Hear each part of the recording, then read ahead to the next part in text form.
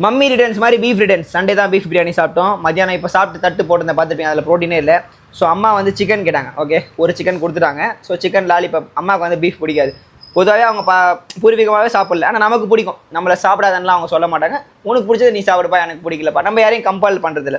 இந்த மாதிரி நம்ம வீடியோ வந்து ஃபஸ்ட்டு ஒன்று போட்டிருந்தோம். அதை பார்த்து நல்லா படித்த ஒரு தற்கொலை என்ன பண்ணுறது, படிச்சிருக்கான் வந்துட்டு நீ எப்படி அதை சொல்லலாம், இதை சொல்லலாம், பீஃப் சாப்பிட்றவலாம், மொக்கை, சிக்கன் சாப்பிட்றவங்க நல்லா, வெஜிடேரியன்லாம் ஊக்க, நோ நாட் லைக் தட். உங்களுக்கு பிடிச்சதை சாப்பிடுங்க. ஒன்றே ஒன்று மக்களே, அடுத்தவன் தட்டில் கையை விட்டு சாப்பிடக்கூடாது. அநாகரியமாக அடுத்தவன் வாய் வயிற்றில் அடிச்சு சாப்பிடக்கூடாது. நல்லாவே இருக்க மாட்டோம், நாசமாக போயிடும். அதுதான் உண்மை. ஓகேவா?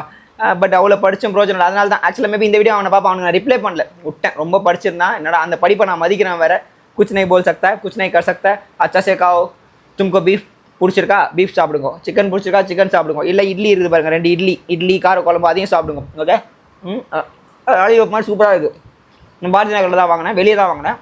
ஓகே, அப்போ நேச்சுரலாக சாப்பிடணும். ப்ரோட்டீன் ஷேக் குடிச்சிட்டு பார்த்தலான்னு பார்த்தா ப்ரோட்டீன் ஷேக்கும் இருக்குது, அதையும் குடிப்பேன்.